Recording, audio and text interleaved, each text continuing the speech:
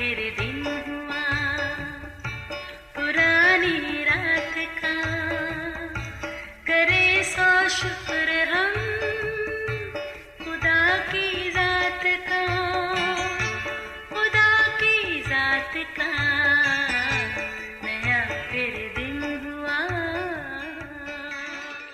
आज की आयत। वो तुझे उम्र भर अच्छी अच्छी चीज़ों से आसूदा करता है, तू उकाब की मानद असरनो जवान होता है। ज़बूर 103 5वीं आयत। अजीज़ों, हम अक्सर औकात इस बात का तज़किरा करते रहते हैं कि ज़िंदगी खुदावंद की बड़ी नेमतों में से एक है। ये महज लफ्ज़ी नहीं, बल्कि जितना हम इसकी गहराई में जाते हैं उतना ही हमें इसकी अहमियत का एहसास होता है। इसकी शुक्रगुजारी जितनी बार भी की जाए कम होगी।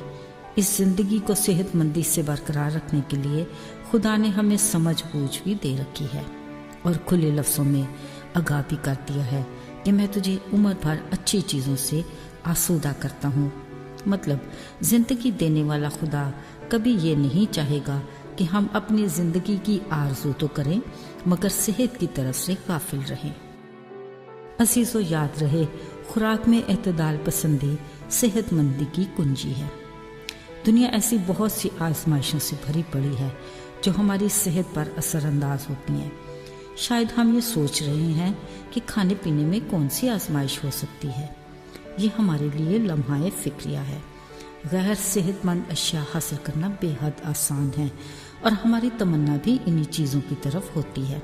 मसलन नशावर मशरूब, नई नई ऐसी डिशेस जो देखने में खुशनुमा और खाने में लजीज मगर सेहत के लिए इंतहाई मुज़र है।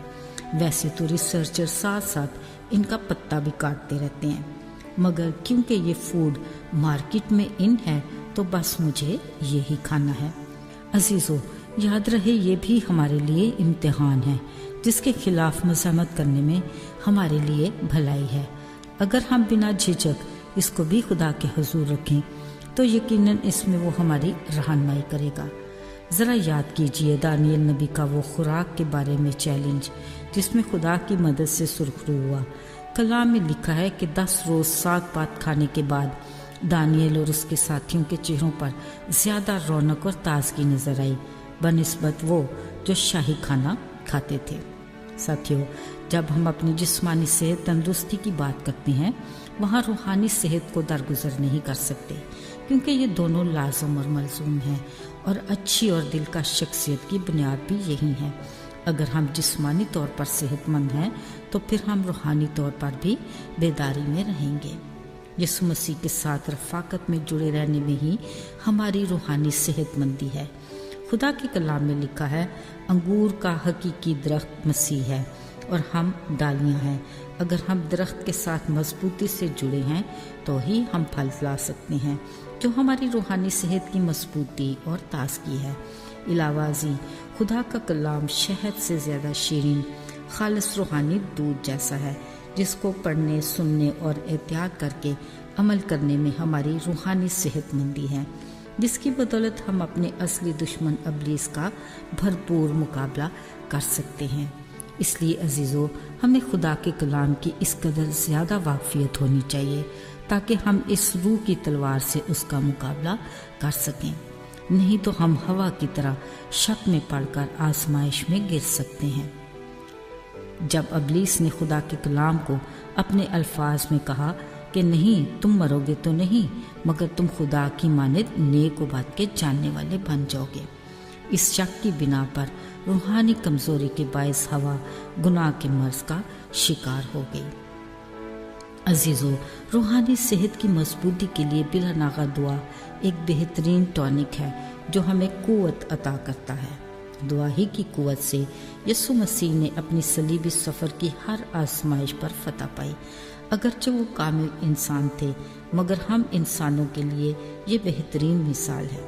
बतौर मसीही हमारे लिए भी आजमाइशों के सिलसिले कुछ कम नहीं, लेकिन अगर हमने अपनी रूहानी दौड़ में इनाम जीतना है तो फिर हमें रूहानी सेहतमंदी को बरकरार रखने के लिए जानफशानी करना पड़ेगी। यीशु का भी यही फरमान है कि जागो और दुआ करो ताकि आजमाइश में ना पड़ो। अजीज़ों, اگر ابھی تک ہم اپنی روحانی صحت مندی کی فکر نہیں کر رہے تو آئیے آج ہی اپنے روزمرہ ٹائم ٹیبل میں کلام کے مطالعہ اور دعا کا کالم بنا لیں۔ خداوند آپ کو برکت دے، آمین۔ آئیے دعا کریں۔ اے خدا، ہم تیرے شکر گزار ہیں کہ تو ہمارا خیال رکھتا ہے۔ ہم تجھ سے اپنی جسمانی اور روحانی دونوں طرح سے صحت مندی اور مضبوطی مانگتے ہیں تاکہ ہم دونوں طرح سے بھرپور زندگی گزار سکیں۔ توفیق دے کہ ہم اپنے تخلیق ہونے کے مقصد کو پورا کر سکیں تاکہ تیری نظر میں مقبول ٹھہرے۔ خداوند یسوع کے مبارک نام میں آمین۔